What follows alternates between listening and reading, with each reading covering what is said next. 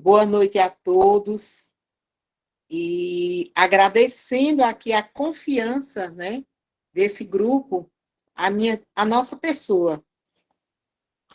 E eu, meditando aqui na mensagem que foi lida, o tema falatórios. Olha que sugestão magnífica. O tema falatórios, a gente poderia hoje, né, discorrer sobre ele também, mas a gente vai intitular peditórios, os nossos pedidos, as nossas preces. No capítulo 27 do Evangelho segundo o Espiritismo, dessa proposta de estudo de hoje, a gente vê o próprio título do capítulo, ele traz uma sugestão muito grande de reflexão. Pedi e obtereis. Quem foi que nos disse isso? Quem foi que trouxe essa mensagem? O que é que nós estamos pedindo? A nossa forma de orar, né? O cristão, como todos os outros que também vivem suas religiões, eles têm as suas formas de fazerem seus cultos, adorando, louvando, cantando, em orações, em rezas, desfiando terços, porque é esse momento de religação de nós com o divino. E aqui, nessa mensagem, a gente começa refletindo, né? Nós, enquanto orantes, pedintes, eternos que somos, nós estamos na posição do fariseu, esse irmão que cuidava apenas do culto exterior, que jejuava, que dava o dízimo, ou nós estamos na condição de publicano, aquele que pedia piedade a Deus. Outra reflexão. E qual o primeiro dever de todo cristão ao acordar? Agradecer a Deus, fazer suas preces, orações. E no último momento do dia, quando ele já vai repousar, também fazer suas orações. Sobre ainda orações, a gente pergunta, nós estamos fazendo orações apenas por nós, por nossos familiares e amigos? Ou estamos pedindo também pelos nossos inimigos? Capítulo 12. Capítulo 12 do Evangelho. Então, sobre ainda esse tema, orações, preces, a gente vai refletir um pouquinho sobre os espíritos sofredores. Mas só os sofredores, esses que desencarnaram de forma tão bruta, tão difícil, de forma tão violenta, eles se revoltaram? Estão no mundo espiritual dessa forma, revoltados? Então, nesse momento aqui, a gente vai ver que eles também reclamam por preces. Ora, quem é que não vai fazer uma viagem e alguém diz assim, estou saindo para a viagem, alguém diz, boa viagem, eu te desejo boa viagem. Ó, dá notícias quando você chegar. Cheguei, tá tudo bem? Ah, a viagem foi maravilhosa, que bom. Então, essas vibrações de desejar boa viagem a alguém é comum. E a mesma coisa a gente vai se reportar aqui quando esses espíritos, né, que já estão no mundo espiritual, eles são eles têm uma necessidade de serem também acolhidos.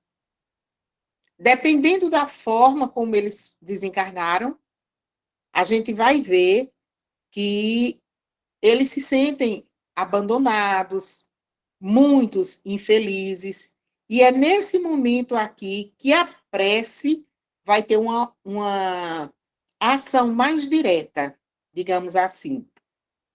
Nós vamos, através de nossas preces, reanimá-los, encorajá-los. Eu lembro que no auge da pandemia, né, aquelas notícias de tanto desencarne coletivos, digamos assim, muitos irmãos nossos, eles pediam-nos, sempre que vocês forem orar, peçam para refrigerar esse momento desse desencarne, pois esses espíritos precisam serem acolhidos para começarem a ser esclarecidos também. Então, quando nós incutimos-lhes os desejos de se elevarem pelo arrependimento e pela reparação, e possivelmente desviando-lhe do mal o pensamento. Quantos espíritos sofredores que não estão acatando a ideia do desencarne, eles se tornam, muitas vezes, né, até sem, de forma indireta, obsessores. Nós vamos observar que no texto, o céu e o inferno, na segunda parte, há vários exemplos de depoimentos de espíritos em situação mediana, outros em situação suicida.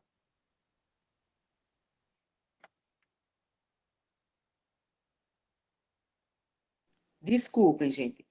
Outros em situações assim, felizes, outros sofredores. E eu peguei aqui um textinho que diz o seguinte, que o espírito dirige-se ao médium que em vida o conhecera. É a segunda parte do Céu e Inferno. Vou contar-te o meu sofrimento quando morri. Meu espírito preso ao corpo por elos materiais teve grande dificuldade em desembaraçar-se, o que já foi por si uma rude angústia. Então, vejam aí, esse tema, ele nos leva, nos reporta a observarmos outras obras a não ser o Evangelho.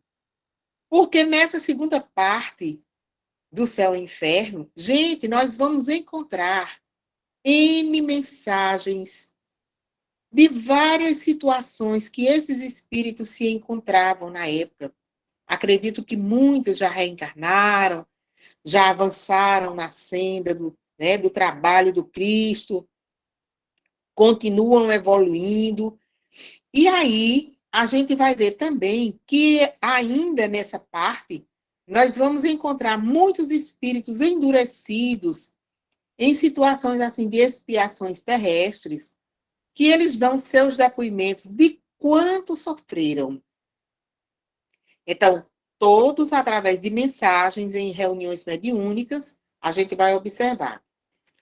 Aí, nesse mesma parte, fala para nós que a doutrina das penas eternas, ela teve sua razão de ser, como a do inferno material, enquanto o temor podia constituir um freio para os homens pouco adiantados intelectual e moralmente.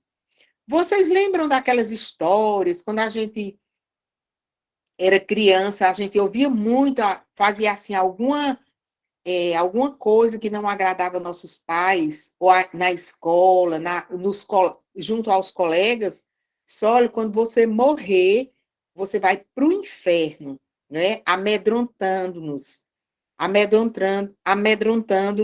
nos fazendo medo, para que a gente o quê? De forma intelectual, ainda, né, a desejar, e também moralmente, se a gente não tem uma conduta lá boa, nós éramos convidados a ter esse medo. Outros que incitavam esse medo em nós. Então, como é que a gente muda essa questão dessas penas eternas? Gente, nós não fomos criados para sofrermos eternamente. A gente passa por dificuldades que precisamos e merecemos. Para quê? Para a gente evoluir. Então, não seria justo alguém estar lá no bem bom, naquela vida farta, sem boletos para pagar, sem nenhuma dificuldade, e eu aqui, uma casa cheia de filhos, passando fome, a luz foi cortada, né? Então, era muita injustiça. Então, por que que a gente vem observar isso? Ninguém, ninguém está fadado a sofrer eternamente.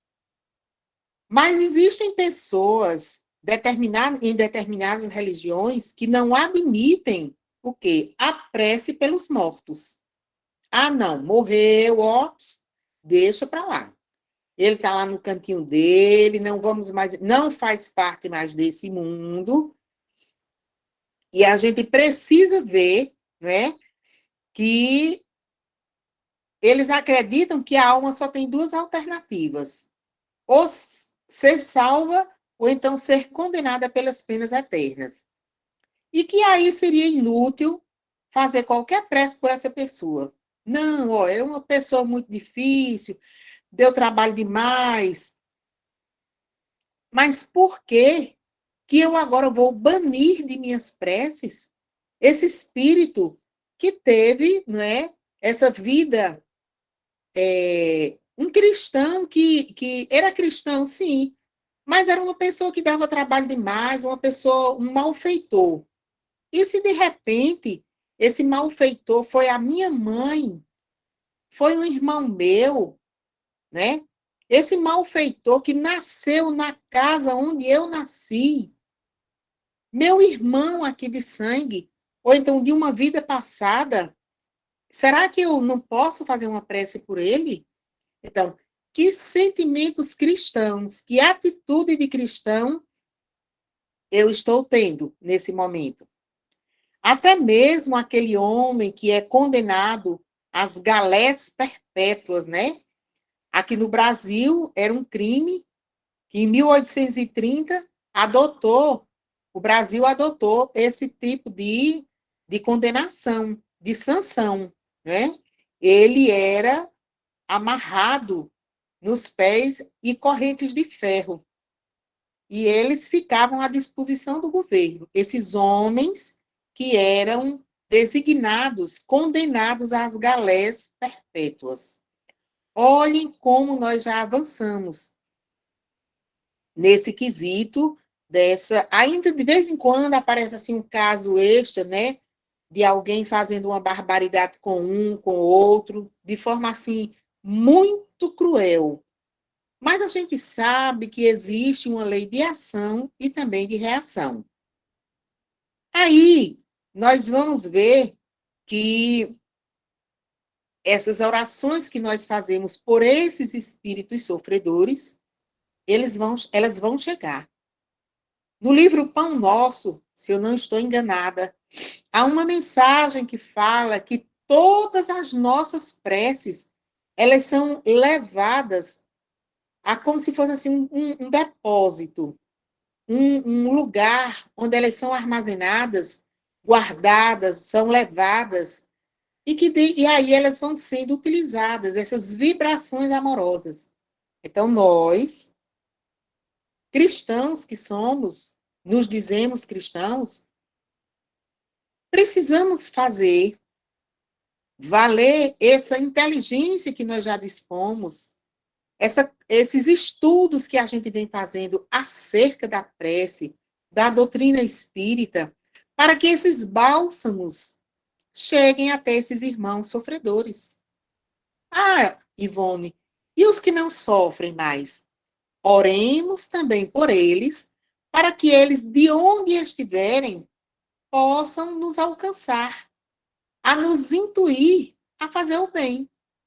Não é isso? que a gente aprende na doutrina? Então,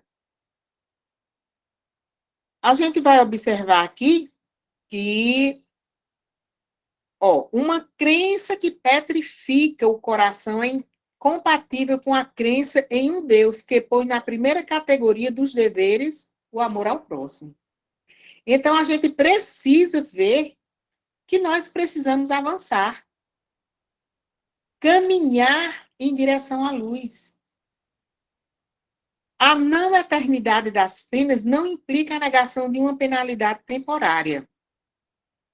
E que Deus, em sua justiça, confunda o bem e o mal. Ora, negar neste caso a eficácia da prece é negar exatamente a consolação, os encorajamentos, os bons conselhos. E como é que nós estamos enxugando as lágrimas de nossos irmãos? Jesus não nos orientou, orem uns pelos outros? Então, vamos orar uns pelos outros. No dia que eu estiver assim, cabisbaixa, chega alguém e vem me consolar. Da mesma forma, quando alguém nos pede orações, a gente vai também fazer essa recomendação cristã. E a gente vai ver também que, segundo o dogma da eternidade das penas absolutas, né, não se levam em conta ao culpado os remorsos nem o arrependimento. É inútil orar por eles. Há alguém que crê neste dogma que não é necessário orar por esses espíritos sofredores, que foram condenados, esses homens e mulheres que são, assim, a sarjeta do mundo. Pessoas que cometeram crimes, dificuldades extremosas, que eles não eram, não viviam na caixinha, como a gente imagina, digamos assim. Então, a lei de Deus é mais previdente, é justa, equitativa e misericordiosa, e não estabelece para a pena, qualquer que seja, duração alguma. Para Deus, nada é impossível. Todos nós temos jeito, né?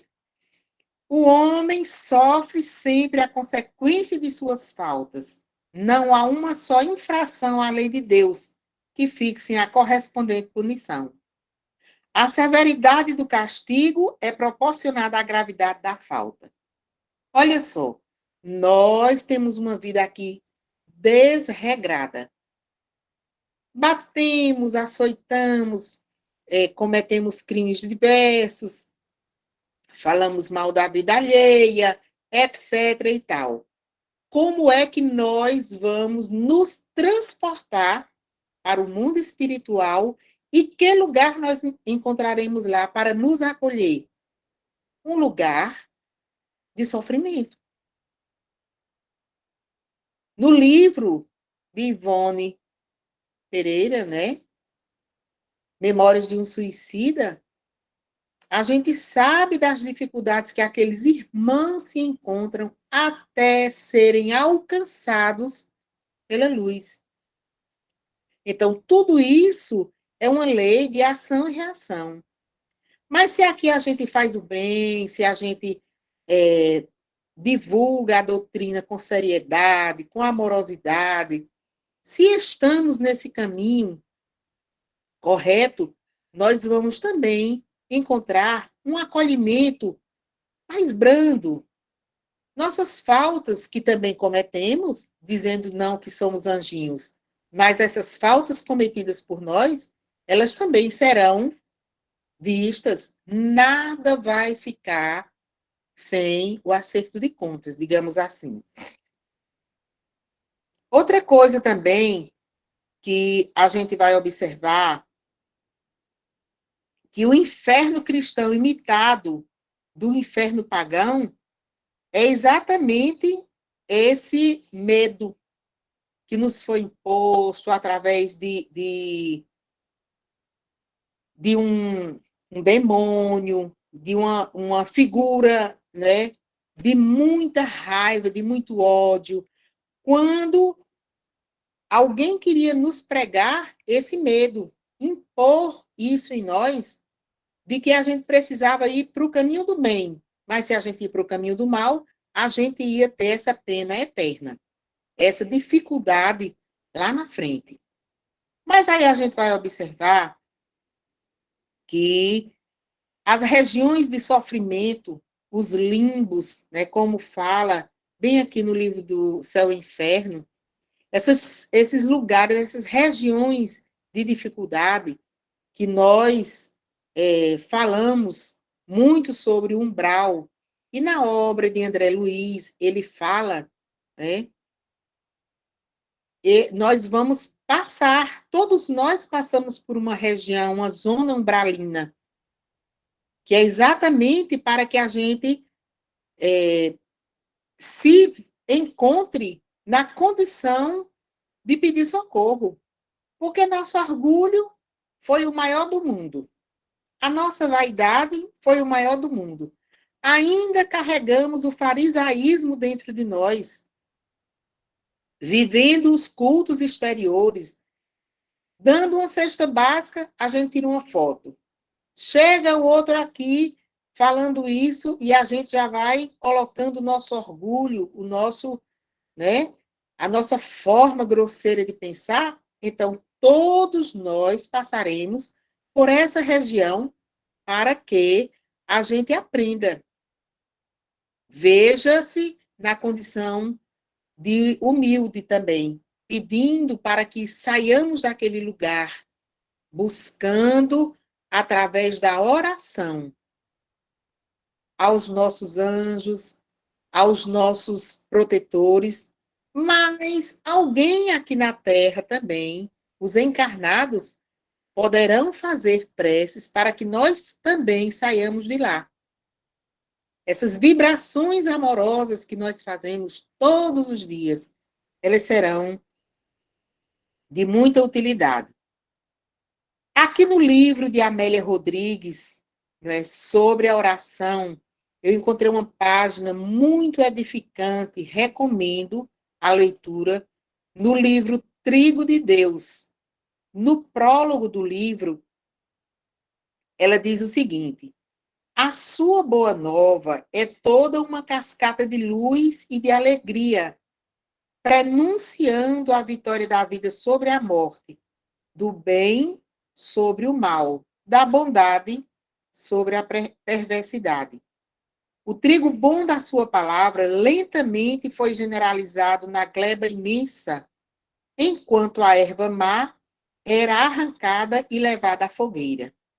Então, a gente vê aqui que nessa mensagem há um sinal de esperança muito grande, que as sementes, essa boa nova trazida por Jesus, elas foram lançadas na terra, no coração dos homens, mas muitos ainda não permitem que essa plantinha do amor, ela cresça, ela nasça, né?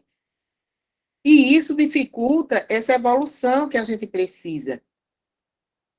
Então, um dia, quando Jesus estava lá no monte, né? Ele foi trazer para nós o código de ética e moral único em toda a face da terra, que são as bem-aventuranças. Jesus estava lá trazendo aquela mensagem de amor, de libertação, de tantos ensinamentos valiosos, e ele termina aquela mensagem e todos o acompanham, né? Descendo o monte, e ele chega lá embaixo, ao sopé daquela montanha, no final da tarde, quando o pôr do sol já se fazia presente, as nuvens já apareciam anunciando que as estrelas também já vinham chegando, aí a sua voz, há pouco terminara de envolver os homens nas esperanças e consolações do soberano código das bem-aventuranças, o odor de santidade e o vigor da sabedoria decorrentes da Carta Magna ainda inebriavam os presentes. Então, essa atmosfera de amor pairava sobre aqueles homens fracos, os que estavam à margem da sociedade, as mães esquálidas com seus filhos aos braços, os velhos, e seus discípulos ali, todos querendo viver aquela atmosfera de amor com o mestre. Um deles, comovido com aquela cena, com o que ele acabara de ouvir, ele chega comovido e interessado por tanto ensinamento, interrogou: Senhor, por que orais tanto? Sempre quando terminas as tarefas, por que buscais o silêncio e penetrais na oração? Na cabeça dele, Jesus não precisava de mais nada. Então, Jesus terminou aquele ato e ainda foi se recolher à oração. Aí, Jesus, respondendo ao questionamento do discípulo devotado, disse o seguinte: a alma tem necessidade de oração em maior dosagem do que o corpo de pão. Orar é buscar Deus, penetrando-lhe nas mercês e aurindo resistência nos seus recursos divinos. O silêncio propicia a busca, a solidão renova as energias e a comunhão com a fonte geradora da vida faculta o prosseguimento dos compromissos abraçados. Olhem a responsabilidade de Jesus diante daquela gente, daquela multidão, quando ele diz que esse encontro, essa comunhão com Deus, dá prosseguimento aos compromissos abraçados. Que compromisso ele tinha com Deus? O nosso Pai, né? Então, o discípulo, ainda insatisfeito, reinquiriu: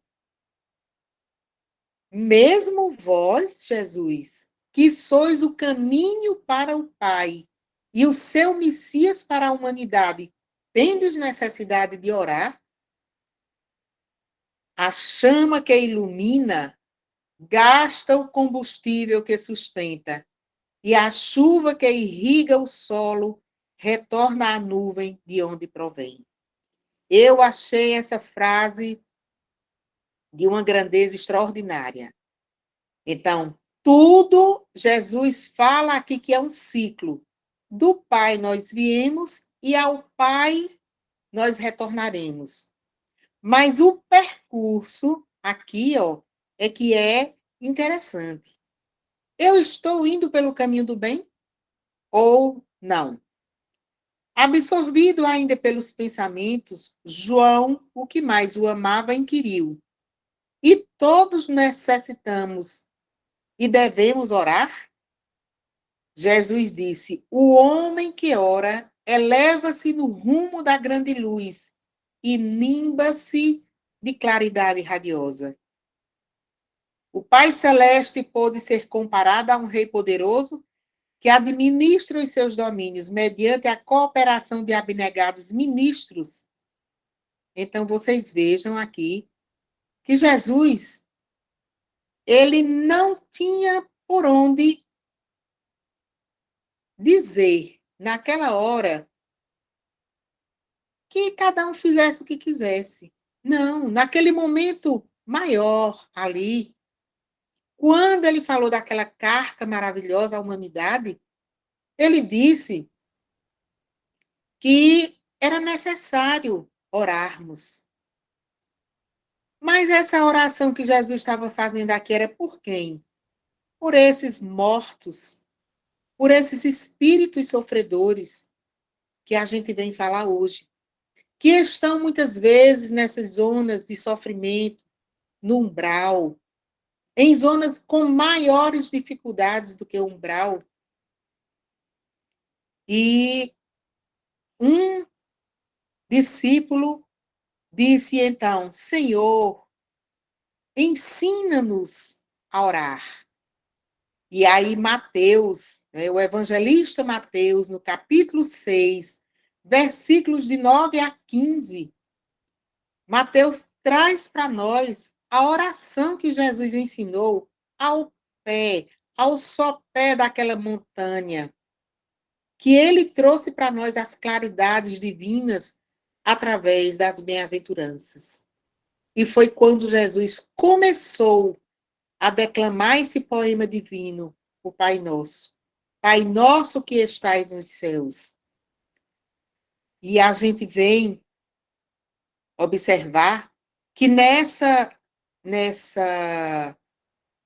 noite, a gente vem aqui também lembrar desse setembro amarelo que começa, para que a gente possa, no momento da nossa prece, daqui a pouco, envolver esses irmãos que estão passando por tantas dificuldades.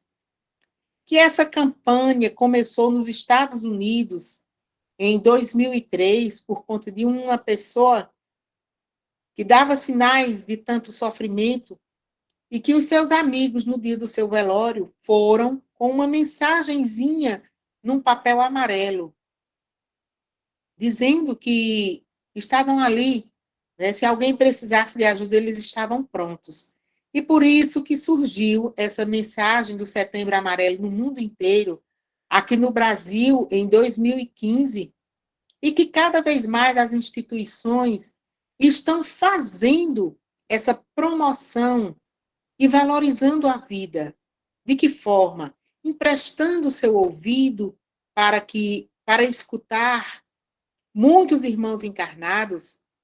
Na nossa reunião mediúnica, poderemos exprimir os nossos sentimentos de escuta, valorizando esses irmãos que já estão no mundo espiritual, mas estão de forma sofredora, ainda vivendo isso. E nós vamos recomendar um vídeo de Divaldo dizendo que vale a pena amar. Então, essa mensagem teria muito, eu preparei aqui muita coisa para a gente conversar, mas o tempo já está sendo chegado e a gente deixa essa reflexão sobre esses irmãos que muitas vezes nos pedem preces porque estão ansiosos, sofrendo depressões, para que eles não sejam incluídos nessa estatística de suicídios, para que eles não sejam tragados de forma tão trágica, tirando suas vidas, mas que, quando orarmos pelos mortos e por esses espíritos sofredores, nós possamos envolvê-los com os melhores sentimentos, para que eles sejam acolhidos por Maria de Nazaré, pelos enfermeiros do alto, pela equipe de Bezerra de Menezes, irmã Sheila, por Meimei, para que esses espíritos abnegados possam retirá-los desses charcos onde se encontram nessas zonas de tantas dificuldades. Eu gostaria de agradecer a oportunidade da reflexão. Recomendo a segunda parte do livro Céu e Inferno.